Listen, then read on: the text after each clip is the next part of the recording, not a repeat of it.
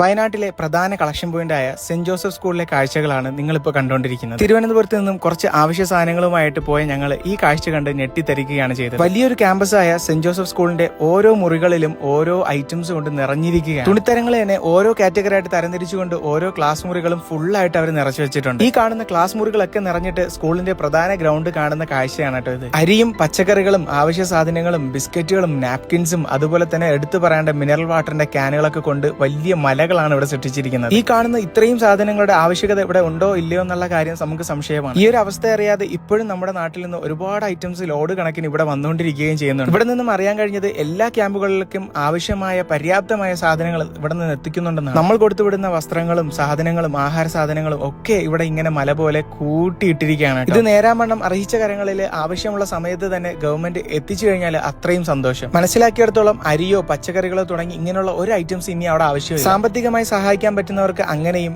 ഇനി വീടുകൾ നഷ്ടപ്പെട്ട ആൾക്കാർക്ക് പുതിയ വീടുണ്ടാക്കി കൊടുത്തു കഴിഞ്ഞാൽ അതിലേക്ക് വേണ്ട ഫർണിച്ചറുകളോ അതുപോലുള്ള ഐറ്റംസോ മാത്രമാണ് ഇനി നമുക്ക് അവിടെ ആവശ്യമായിട്ടുള്ളത്. ഓരോ ക്യാമ്പുകൾക്കും വേണ്ട സാധനങ്ങളാണ് അവിടെ നിരത്തി വെച്ചിരിക്കുന്നത്. മാത്രമല്ല ഇപ്പൊ തമിഴ്നാട്ടിൽ നിന്ന് പോലും അവിടെ സാധനങ്ങൾ ഒരുപാട് വന്നുകൊണ്ടിരിക്കുകയാണ്.